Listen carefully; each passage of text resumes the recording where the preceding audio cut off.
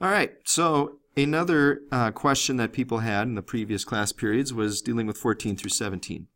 Now these were all dealing with scale changes. Remember, with the scale change, it's where we're multiplying or dividing.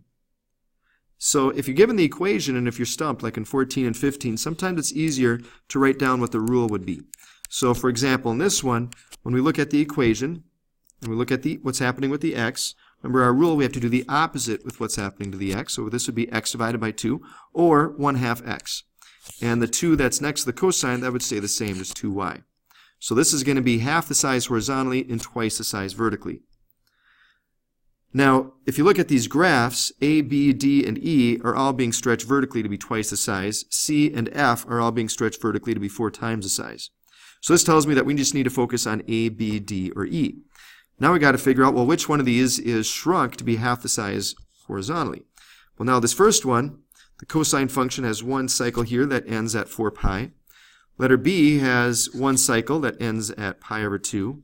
Letter D has one cycle, or one period, that ends at 8 pi. And letter E has one cycle that ends at pi. So if you don't already know which one it is, what you would do is to find the period of this function, we would take 2 pi times A.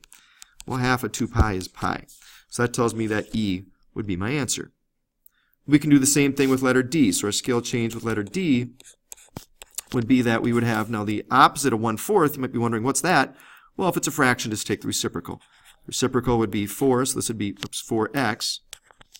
And the 2 in front means that it's going to be stretched vertically to be twice the size. So again, we're looking at A, B, or D. And the fact that my A value is 4 tells me that my period for this is going to be 8 pi, giving me letter D as my answer.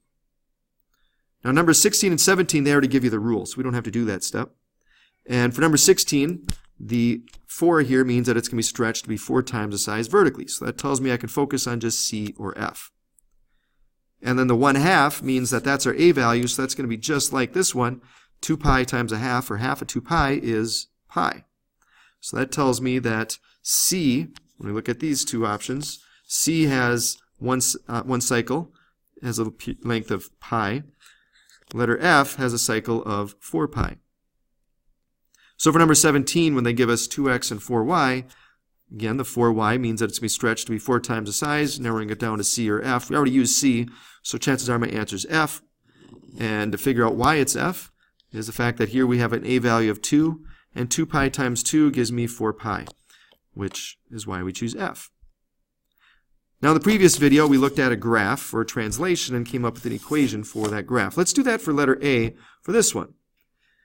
So the first thing I recognize is that one period, one cycle of this graph is 4 pi radians long. Now typically, a period is 2 pi radians long. Or if we're dealing with degrees, it'd be 360.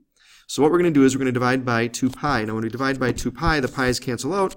4 divided by 2 is 2. So that tells me my A value is 2. So we would have a scale change for letter A, where we would have 2 times x, so it's going to be twice the size horizontally, and we can see that it's going to be twice the size vertically. And so our equation for this would be with the 2x, do the opposite, so it would be x divided by 2, and this 2 we put in front of the cosine. So it would be 2 times the cosine of x over 2 would give us the equation for the graph of letter A. All right, so why don't you guys go ahead and see what other questions you have. Hopefully those other questions will be answered with some of the other screencasts.